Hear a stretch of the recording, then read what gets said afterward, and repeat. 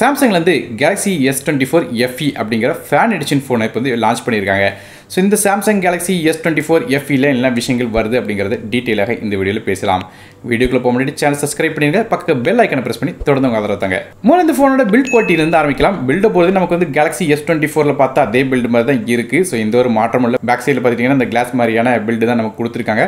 அதே front side display பார்க்கும்போது இந்த ஃபோனில் ஒரு 6.7 இன்ச்சுக்கான ஃபுல் HD ப்ளஸ் ரெசிஸ்ட் உள்ள இன்ஃபினிட்டி ஓ டைனமிக் AMOLED டிஸ்பிளே கொடுக்குறாங்க. அதாவது ஒரு பஞ்சுவல் டிஸ்பிளே கொடுக்குறாங்க. ஃபிளாட் ஸ்கிரீன் தான். இந்த டிஸ்பிளேக்கு 120 ஹெர்ட்ஸ் வரையும் ரிஃப்ரெஷ் ரேட் இருக்கு. அது மட்டும் இல்லாமல் 1900 நிட்ஸ் வரையும் பீக் பிரைட்னஸ் தராங்க. டிஸ்பிளேயோட ப்ரொடக்ஷனுக்கு கார்னிங் உள்ள கிளாஸோட வெட்டஸ் பிளஸ் ப்ரொடக்ஷன் கொடுக்குறாங்க. ஸோ டிஸ்பிளே ஒரு நல்ல தரமான டிஸ்பிளே கொடுத்துருக்காங்க. நீட்டான டிஸ்பிளேயாக இருக்கு.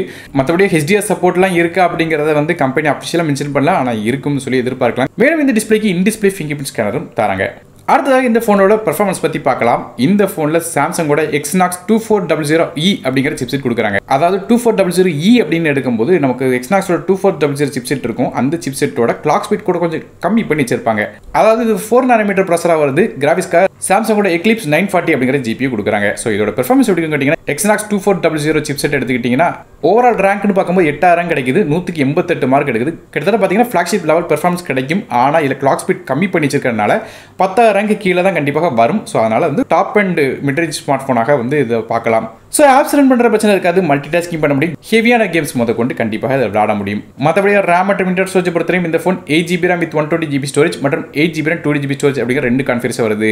ரேம் வெர்ஷன் என்ன அப்படிங்கிற சூழல கண்டிப்பாக LPDDR4X தான் இருக்கும் சொல்லி எதிர்பார்க்கப்படுது. ஸ்டோரேஜும் UFS 3.1 தான் இருக்கும் சொல்லி எதிர்பார்க்கலாம். மற்றபடி மைக்ரோ சீக்கிரம் சப்போர்ட் கிடையாது. ஆனால் இந்த ஃபோன் Android 14 பேஸ் பண்ண 1UI 6.1.1 அப்படிங்கிற UIல இருந்து ரன் ஆகுது.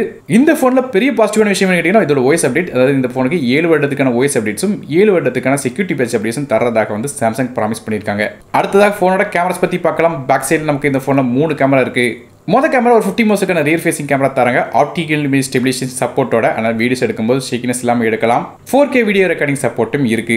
ரெண்டாவதாக ஒரு 12 மெகாபிக்சலுக்கான அல்ட்ராவைட் சென்சர் கொடுக்குறாங்க. 123 டிகிரி வரையும் அல்ட்ராவைட் சென்சர் எடுக்கலாம். இது f2.2 ஆப்பர்ச்சர்ல வருது. மூணாவதாக ஒரு 8 மெகாபிக்சலுக்கான டெலிஃபோட்டோ லென்ஸ் கொடுக்குறாங்க. இந்த கேமரா மூலமாக 3x வரையும் ஆப்டிகல் ஜூம் போட்டோஸ் எடுக்க முடியும். இது f2.4 ஆப்பர்ச்சர்ல வருது. ஸோ இதான் ஃபோனோட பேக் சைடில் உள்ள கேமரா இருக்கு. மற்றபடி செல்ஃபி அப்படின்னு பார்க்கும்போது ஃப்ரண்ட் சைடில் ஒரு 10 மெகாபிக்சலுக்கான கேமரா கொடுக்குறாங்க. இது f2.4 ஆப்பர்ச்சர்ல வருது. மற்றபடி இந்த ஃபோனில் IR சென்சர்லாம் கொடுக்கல.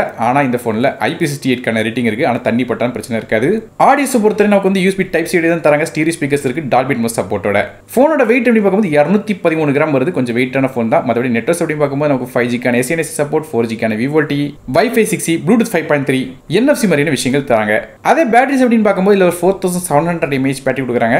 இது சார்ஜ் பண்றதுக்கு 25 வாட்க்கான ஃபாஸ்ட் சார்ஜிங் சப்போர்ட் கொடுக்குறாங்க. வயர்லெஸ் சார்ஜிங் சப்போர்ட்டும் இருக்கு. மேலும் USB Type-C வெர்ஷனை பொறுத்தவரை நமக்கு வந்து USB 3.1 வெர்ஷன் கொடுக்குறாங்க. அதனால வேகமாக டேட்டா ட்ரான்ஸ்ஃபர் பண்ண முடியும். கலர்ஸை பொறுத்தவரை இந்த Galaxy S24 FE வந்து ப்ளூ, கிராஃபைட், மின்ட் அப்படிங்கிற 3 கலர்ஸ் வருது. கடைசியாக இதோட விலையை பற்றி பார்க்கலாம். 8GB RAM with 120GB storage விலை 59,999க்கும் அதே 8GB RAM 2GB ஸ்டோரேஜ் விலை 65,999 அப்படிங்கிற விலையில கொடுக்குறாங்க. இது வந்து பெரிய விலையா இருக்கு. ஏன்னு கேட்டீங்கன்னா வருடம் இந்த FE சீரிஸோட விலை வந்து கூட்டிகிட்டே போறாங்கன்னு சொல்லலாம். போன வருடம் Galaxy S23 FEலாம் 49,999க்கு வந்து லான்ச் பண்ணியிருந்தாங்க. இந்த வருடம் அப்படியே கூடிக்கிட்டே போகுது. இதுக்கு முந்தின வருடம் பார்த்துட்டீங்கன்னா இன்னும் இதோட கம்மியாக தான் இருந்துச்சு பிரைஸ். அப்படி பார்க்கும்போது வருடம் பிரைஸ் கூடிக்கிட்டே போகுது. ஸோ ஓவரலாக இந்த FE வெர்ஷன் வாங்குறதுக்கு பதிலாக நார்மலான S24 வெர்ஷனே வாங்கிடலாம். ஒருவேளை சாம்சங் Galaxy S24 பற்றி தெரியல நினச்சிங்கன்னா வீடியோ கார்டு மேலே கொடுக்குறேன், மறக்காம செக் பண்ணி பாருங்க. ஸோ இந்த ஃபோனையும் அந்த ஃபோனையும் கம்பேர் பண்ணி பார்த்தீங்கன்னா பேட்டரி தவிர மற்ற எல்லா விஷயங்களும் கொஞ்சம் அப்கிரேட் ஆகிருக்கும். அதாவது கேமராஸ் முதற்கொண்டு எல்லா விஷயங்களும் அப்கிரேட் பண்ணிப்பாங்க. LTPO பேனல் கொடுத்துருப்பாங்க. அதுபோல் RAM வெர்ஷன் தான் LPDDR5X தான் பயன்படுத்துறாங்க. ஸ்டோரேஜ்லையும் UFS 4.0 கொடுப்பாங்க.